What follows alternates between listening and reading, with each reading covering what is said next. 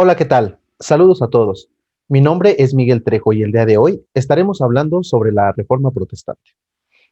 Bueno, pues es un evento histórico muy importante que tenemos que tomar en cuenta porque este evento fue un parteaguas en el mundo no solamente religioso, sino trajo consecuencias políticas, históricas, económicas y filosóficas para la humanidad.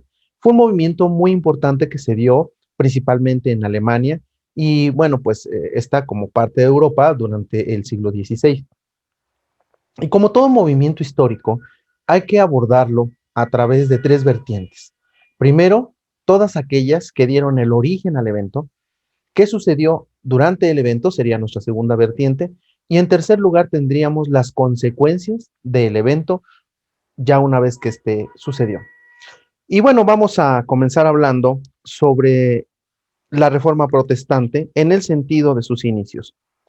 Y es que durante el siglo XVI, la Iglesia Católica, hay que entender muy bien que en ese momento la Iglesia cristiana era una única iglesia, era considerada como unificada porque todavía no existían los movimientos protestantes.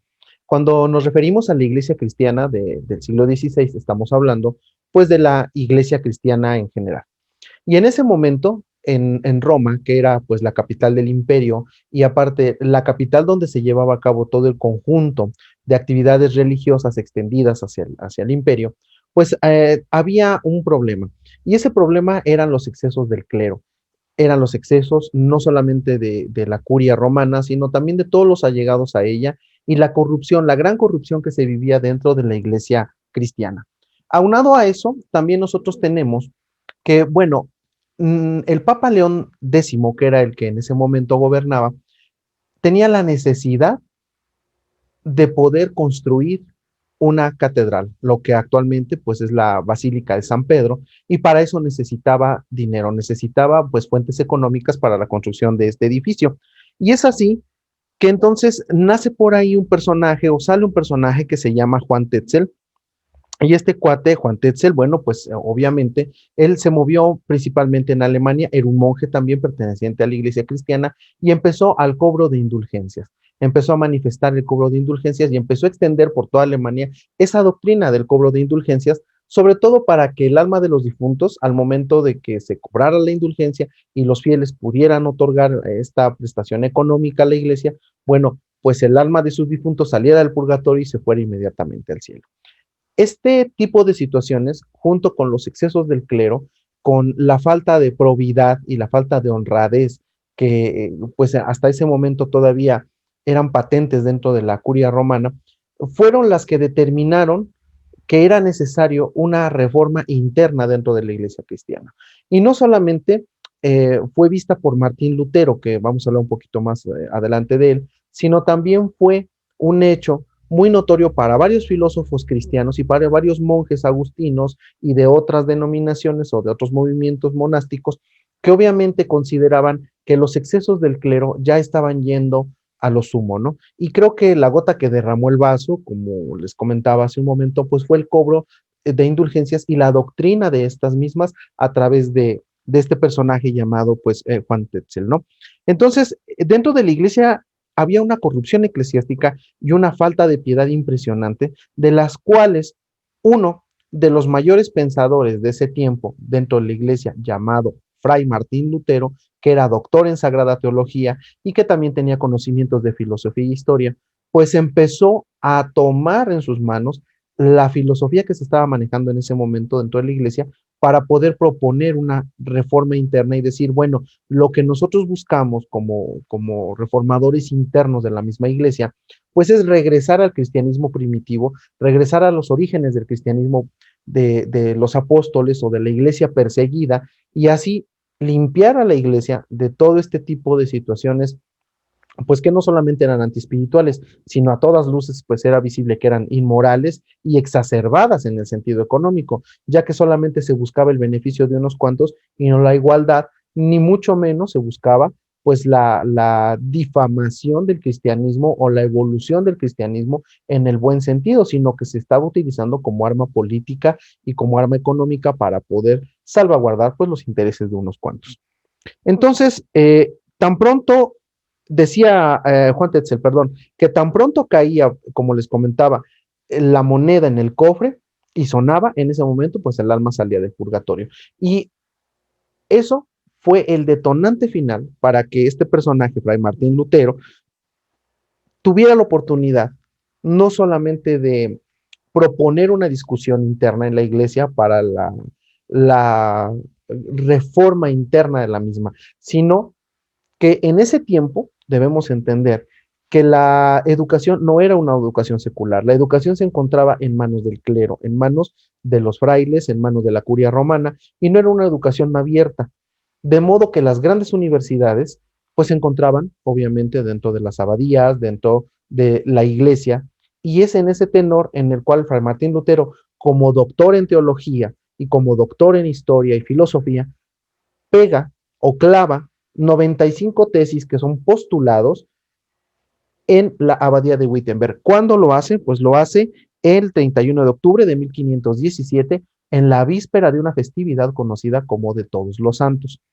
Y en muchas ocasiones se piensa que en algún momento Martín Lutero lo que quería era hacer una reforma, separarse totalmente de la iglesia y dejarlo así. Y esto no va por ahí el asunto, porque el asunto principal de que Martín Lutero haya hecho esta acción fue colocar en el portón de la abadía de Wittenberg o de la catedral de Wittenberg, colocar en el portón esas 95 tesis con la finalidad de tener una discusión sobre los puntos en los que él consideraba que debía de existir una reforma interna dentro de la iglesia.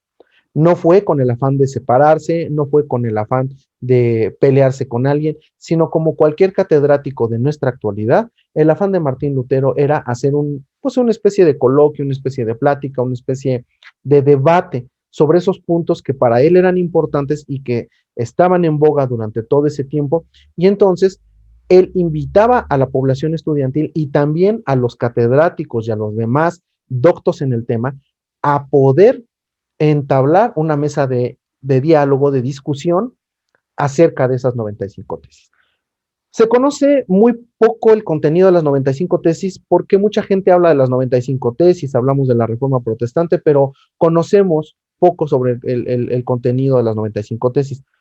Y sería un tema muy extenso tratar en este momento, pero lo que sí les puedo comentar es que dentro de esas 95 tesis, no solamente él trataba la venta de indulgencias, sino pues también trataba algunos puntos que se consideran importantes dentro del catolicismo romano, como cuál, pues como la adoración de imágenes, como las dádivas a la iglesia, como la interpretación libre de la escritura, como la autoridad o la infalibilidad papal, y muchos cismas y dogmas que se fueron dando a lo largo de la historia desde el primer siglo hasta el siglo XVI.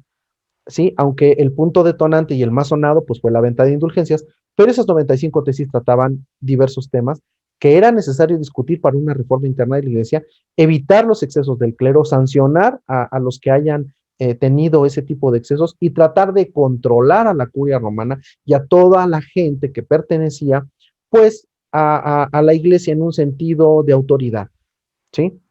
¿Qué es lo que sucede? Pues obviamente esto no le cae en gracia a nadie de la iglesia, ¿sí? Ni a Papa León X, ni tampoco le cae en gracia a Juan Tetzel, a nadie le cae en gracia. Y el asunto es, entonces, que en ese entonces Carlos V convoca a una dieta, ¿sí?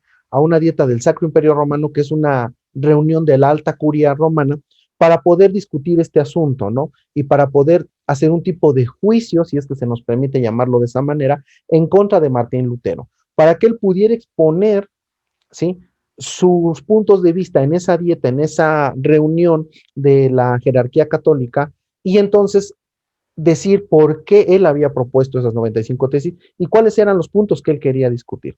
Y es así que en 1521, en el año de 1521, pues se convoca esta dieta de Worms por el emperador Carlos V, y es ahí donde comparece Martín Lutero. De hecho, los que estaban a favor de Martín Lutero le decían que él no fuera porque se estaría exponiendo pues a un castigo a prisión incluso.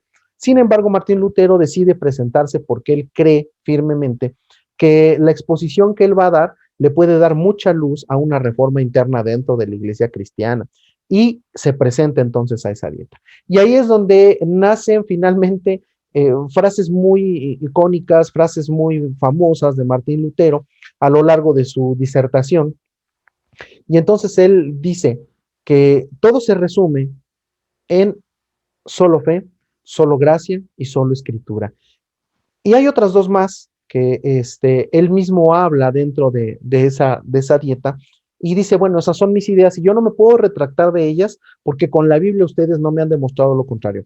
Hay que recordar que Martín Lutero era un fiel seguidor y un fiel creyente de la interpretación bíblica, pero una interpretación libre. Y él consideraba que el tener la Biblia escrita en latino, en hebreo, era como impedir que el vulgo o el pueblo conociera más acerca de Dios, acerca de su propio creador. Y entonces él era partidario de una interpretación de la escritura más abierta, que estuviera al alcance del pueblo, pero esa interpretación obviamente no se podía dar si la escritura se encontraba en un idioma, pues que no podía entender el pueblo. Cuando termina, o más bien el resultado de esta dieta, de este tipo de juicio, vamos a llamarlo así, pues es la excomunión. La excomunión, la separación ahora sí de la iglesia de Martín Lutero por parte del papado. Tanto así que el Papa León X, pues emite una bula, que es como un edicto, ¿sí? Emite una bula que se llama Exurge Domine, y en esa bula está condenando a Martín Lutero a la excomunión, es decir, lo saca de la iglesia, lo separa totalmente, y entonces es ahí donde empieza verdaderamente la fracción separatista del cristianismo. Hasta ese momento recordemos que el cristianismo era uno solo, ¿sí? El cristianismo nace en Roma, el cristianismo nace con el edicto de Constantino o el edicto de Milán y hasta 1517, o más bien vamos a decirlo así, hasta 1521, que el Papa decreta la bula Exurge Domine en contra de Martín Lutero, es entonces cuando ya se da la separación y se da otra vertiente del cristianismo y podemos decir que ahí prácticamente es donde nace pues el cristianismo protestante. Aquí hay algo que entender también y es que las implicaciones sociopolíticas y económicas movieron mucho también a la Iglesia Católica y fueron las que apoyaron al movimiento de Martín Lutero. ¿Por qué? Porque el Imperio Romano tenía subyugado en cuanto a cobro de indulgencias, cobro de limosnas, cobro de todo a varios países de Europa, ¿sí? De los que conformaban el Sacro Imperio Romano todavía en ese entonces. ¿Y qué es lo que pasaba ahí? Bueno, pues que cuando viene un monje separatista que ya fue excomulgado y que empieza a promover la libre elección, que dice que solamente la fe, la gracia y la escritura son las necesarias para poder entender a la divinidad y la obra salvífica de Jesucristo, pues obviamente hay monarcas, hay distintos tipos de reinados que les interesa el tema, porque así ya se estarían separando ellos también de la iglesia romana, de la curia romana, y entonces estarían dejando de tributar ese tipo de indulgencias, ese tipo de dádivas económicas, y obviamente pues eso convenía más. Recordemos también que en aquel tiempo en Europa la religión que adoptaba el rey o el emperador era la religión, ¿sí? Que iba a permanecer en el pueblo o que el pueblo adoptaba, no por convicción, sino porque el monarca así lo decidía. Y en el caso contrario de que algunos no quisieran adoptar la religión del monarca en turno, bueno, pues tenían que irse de ese lugar a otro país o a otra comarca, a otro, sí, lugar donde, bueno, pues la religión fuera distinta. Entonces, mucha gente adoptó el cristianismo protestante o las ideas de Martín Lutero, no realmente por convicción, sino por la conveniencia sociopolítica y económica que traía consigo y también la parte de sumisión al reinado en turno. Ahora bien, cuando Martín Lutero sale de esta disertación en la dieta de Worms, ¿sí? Él va de regreso a Wittenberg, él no se había cambiado, él continúa allá en aquel lugar. Recuerden que él pega sus 95 tesis en 1517, la dieta de Worms se da en 1521, y durante todo este tiempo Martín Lutero, entre dimes y diretes con la misma iglesia, discusiones teológicas y filosóficas, pues continuó viviendo en Wittenberg. Acabando la dieta de Worms y él saliendo de este lugar de comparecer, pues en el camino en el camino es secuestrado por gente, por unos agentes enviados por el rey Federico II de Sajonia y lo esconden en el castillo de Wartburg. Cuando Martín Lutero es escondido en ese lugar con el apoyo de Sajonia, pues se dedica a la traducción de la Biblia, del alemán, digo, perdón, del latín al alemán. Porque vuelvo a repetir, él consideraba que el conocimiento de la Biblia en el idioma vernáculo, en el idioma del vulgo, era muy importante para la interpretación libre y verdadera de la escritura. En ese tiempo nace por ahí también otro personaje muy importante, más no nace, sino sale un personaje muy importante que fue decisivo para la extensión del movimiento de Lutero. Y este personaje, pues, es el inventor de la imprenta, Gutenberg, Juan Gutenberg. Juan Gutenberg, recordemos que también él era alemán, y Juan Gutenberg empieza a concordar con las ideas del protestantismo de Lutero, y es por esta situación que la Biblia fue el primer libro impreso, ya que una vez realizada o inventada la imprenta por Juan Gutenberg, pues de inicio empezaron a imprimir ciertas doctrinas. Obviamente las 95 tesis de Lutero se empezaron a imprimir y se empezaron a repartir a lo largo del pueblo, a lo largo del vulgo, para que el pueblo conociera un poco más a fondo esta situación de la reforma protestante, ¿no? Ya en ese momento llamada así. Y una vez que Martín Lutero traduce la escritura del latín al alemán, se la envían a Gutenberg para que éste haga la primera impresión de la escritura y entonces la Biblia sale impresa en el idioma del pueblo, en el idioma alemán. Este acto traería consigo posteriormente la traducción del alemán a diferentes lenguas, ¿sí? Y la traducción del latín también a diferentes lenguas para comenzar así las traducciones de la Biblia y posteriormente irlas actualizando según el contexto histórico y del lenguaje en cada país o en cada cultura a lo que nosotros llamamos revisiones, ¿sí? Entonces, este punto fue muy importante para que se regara el protestantismo por Europa y también para la traducción de la escritura al lenguaje vulgar o al lenguaje del pueblo. Pero bueno, la cosa no para ahí. Después de todo esto, hay que entender que también hubo reformadores que ya traían ideas previas a Lutero y que tomaron el protestantismo de Lutero, las ideas de Lutero, el luteranismo, para poder hacer su reforma, pero fue una reforma totalmente radical. Recordemos que Fray Martín Lutero, en su calidad de monje agustino, él no estaba en contra realmente de la Iglesia Católica como tal. Él quería hacer una reforma dentro de la Iglesia, que no pudo realizarlo y tuvo que separarse y comenzar a divulgar sus ideas de manera diferente, pues eso es otra cosa. Pero había otros reformadores que fueron demasiado radicales y sobrepasaron incluso las ideas de Lutero. Y esos reformadores radicales, que se les llamó, pues ellos pugnaban por destruir todo lo que fuera católico. Todo lo que tuviera que ver con el catolicismo romano lo querían totalmente exterminar.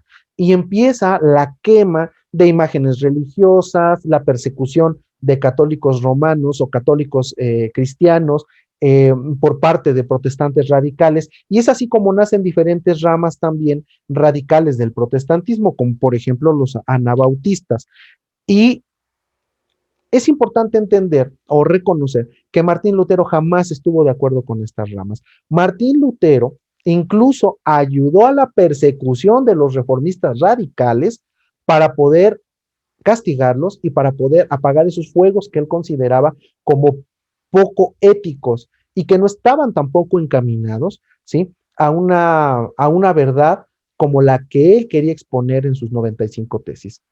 Es decir, teníamos entonces dos puntos totalmente opuestos y uno que tenía una postura totalmente, pues, ecléctica, vamos a llamarle de esa manera, porque de un lado estaba el catolicismo romano, que había excomulgado a Lutero, y por el otro nosotros teníamos a las fracciones protestantes o a los reformadores radicales que querían acabar con el catolicismo romano. Y en medio nos encontramos la doctrina de Martín Lutero, que pues él decía, lo que tenemos que hacer es una reforma de las costumbres, creencias y doctrinas del cristianismo para poder regresar a los inicios del cristianismo primitivo.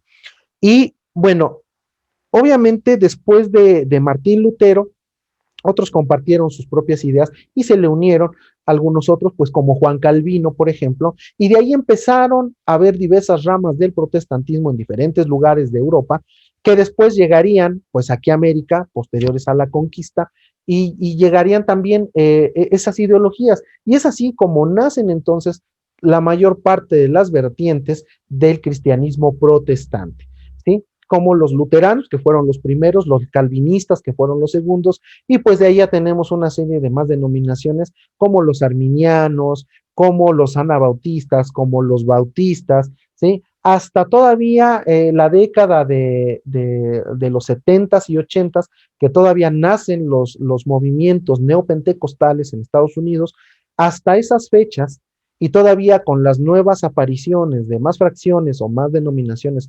protestantes, que la mayoría en México al menos provienen del país del norte, pues nosotros continuamos con esa división del protestantismo, del cristianismo protestante, y posteriormente dio origen pues a las sectas, obviamente también derivadas de las doctrinas del cristianismo protestante, pues como los testigos de Jehová, como algunas sectas sabatistas, como bueno, pues algunas otras que ahorita no recuerdo perfectamente bien, pero dieron lugar también a ese tipo de situaciones. Por el lado del catolicismo romano, se establece algo que se llama contrarreforma. Es obvio que una vez realizada la reforma protestante y separada una buena fracción de la población europea de las creencias o del pago y el tributo a Roma, pues era lógico que Roma no se iba a quedar como tal. Y es así que la contrarreforma se empieza a dar. Sin embargo, aquí hay dos cosas bien importantes que tenemos que tomar en cuenta. La primera, Juan Tetzel muere pues pocos años después de la reforma protestante, y hay algo bien importante, que aunque él era como una persona no grata para Martín Lutero, Fray Martín Lutero, que nunca se quitó el título de Fray, pero Martín Lutero lo que hizo fue ir a verlo en su lecho de muerte. En su lecho de muerte lo perdona a Juan Tetzel, y en ese momento él le dice que vaya con Dios, que descanse en paz, porque él no, él había sido un instrumento más de las circunstancias del Imperio Romano. Entonces, como que antes de morir Tetzel, Lutero firma la paz, hace las paces con su enemigo de muchos años, de doctrina, de corriente religiosa, y finalmente pues le otorga el perdón y cierra ese capítulo de su vida con respecto a Juan Tetzel, ¿no? Y esto era importante entenderlo porque Martín Lutero pues promulgaba precisamente la fe, la gracia y la escritura, y él estaba en el entendido de que pues no podía promulgarlo si no lo vivía. Y una parte importante era perdonar a aquel que, pues, si bien no le había hecho un daño directo a Martín Lutero, sí había engañado a mucha gente, y fue la gota que derramó el vaso para que Martín Lutero pudiera, pues, realizar su reforma, que finalmente no fue interna y pues tuvo que separarse del catolicismo. Regresando a la contrarreforma tardó algún tiempo en llevarse a cabo, no fue totalmente inmediata. Aparecen los inicios de la contrarreforma allá por 1545, cuando el emperador Carlos V, junto con la curia romana, convoca a un concilio, y a ese concilio se le llama Concilio de Trento. Y ese concilio junta a la curia romana para decir, efectivamente tenemos ya una fracción protestante, ya se nos han separado algunos reinos, ya no tenemos el control que teníamos, los excesos dentro de la iglesia siguen igual, tanto espirituales como económicos, morales, filosóficos, y no podemos permitirnos esto porque estamos llegando a un punto en el que podemos sufrir un cisma y entonces podemos caer o puede terminarse el Sacro Imperio Romano. Es importante reconocer o entender que este concilio, el concilio de Trento, no fue rápido, fue un concilio que duró 17 años. De hecho, cuando termina el concilio de Trento, el rey Carlos V pues ya había muerto, ¿sí? Que era uno de los mayores defensores del catolicismo romano. Y bueno, ¿qué pasó en este concilio de Trento? En este concilio de Trento se refuerzan las doctrinas católico-romanas que hasta la fecha prevalecen y que son muy, muy importantes para ellos y que les distinguen de la fracción protestante, ¿sí? ¿Cuáles son, por decir algunas? Primero, rechazan a la Biblia como única fuente de doctrina. O sea, El católico romano en el Concilio de Trento dice, ok, perfecto, sí, la Biblia es una fuente de doctrina, es una fuente espiritual, pero no es la única. Y entonces reafirman que para el católico romano o para aquel que quisiera seguir el cristianismo católico o el cristianismo de la Iglesia católico romana, pues es la Biblia y aparte es la tradición y aparte es la Santa Iglesia, la interpretación que la Iglesia da de las Escrituras. Es por ello que ellos tienen esa parte importante, ya que en el Concilio de Trento, en la Contrarreforma, se dictamina esa doctrina. La fuente de inspiración de doctrina y de conducta no solamente es la Biblia, sino también es la tradición y la interpretación que la Santa Iglesia da de esta escritura. Pues obviamente eso va en contra de lo que pensaba Martín Lutero y de lo que es la Reforma Protestante. ¿Qué otra cosa? Bueno, Martín Lutero dice que somos salvos solamente por la gracia. ¿Sí? Recuerden que era una de las solas, así se les llama, a los postulados de Lutero, porque pues en latín son sola scriptura, sola gratia y sola fide, que quiere decir solamente la escritura, solamente la fe, solamente la gracia. Por eso se les dice solas. Entonces, ellos dicen que la salvación sí es por gracia, pero también se tiene que acompañar de obras. O sea, las obras son importantes también para la salvación. Situación contraria a lo que ya había dicho Martín Lutero. ¿Qué otra doctrina reforman? No reforman, sino más bien, ¿cómo les diré? No, no es reformar, es reafirmar, perdón. Otra doctrina reafirman ahí, la doctrina de la Eucaristía, ¿sí? Y es lo que separa al protestantismo cristiano o al cristiano protestante del cristiano católico, es la interpretación que se le da a la Eucaristía o a comulgar. ¿Sí? Lo que para el cristianismo protestante sería la Santa Cena y lo que para el catolicismo sería pues comulgar, ¿no? Y en ese sentido se tienen dos doctrinas, la consubstanciación y la transubstanciación. La transubstanciación corresponde a la parte católica y la consubstanciación a muchas ideologías de la rama protestante, en los cuales el pan realmente se convierte en carne y el vino realmente se convierte en sangre y es un engaño a los sentidos, pero finalmente se convierten literalmente en eso. Mientras que las otras ideologías protestantes no lo manifiestan de esa manera. Entonces, la parte de la Eucaristía y la devoción hacia la misma es una parte que se reafirma durante el Concilio de Trento. ¿Qué otras dos cosas? Bueno, pues la veneración de imágenes y reliquias, ¿sí? La adoración pues de estatuas de bulto, la adoración de imágenes en dos dimensiones y también a las reliquias como los huesos de los santos, pues las astillas de la cruz de Cristo, por ejemplo, cosas de ese tipo, fueron situaciones que se reafirmaron durante el Concilio de Trento y que diferenciaron muy bien al cristianismo protestante del cristianismo católico romano.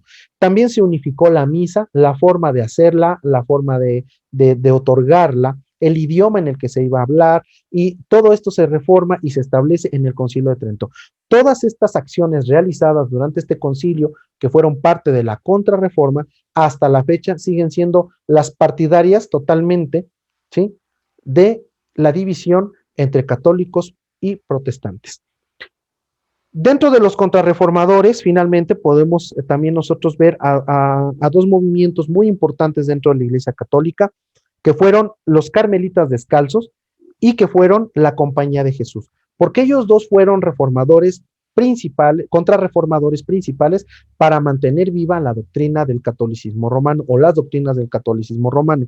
Y del lado de los carmelitas, nosotros podemos tener también la visión o más bien podemos leer, yo les recomiendo leer a lo que son dos pensadores, dos filósofos, dos místicos se les llama, de la Contrarreforma, que fueron muy, muy buenos y que no solamente dan luz de la Contrarreforma, sino también del pensamiento cristiano, independientemente de que sea católico o protestante, y son Teresa de Jesús y San Juan de la Cruz, ambos españoles, y a ellos se les reconoce como reformadores del Carmelo. Es importante entender y leer sus libros para poder saber en qué eje filosófico y teológico fue la Contrarreforma que realizó la Iglesia Católico Romana.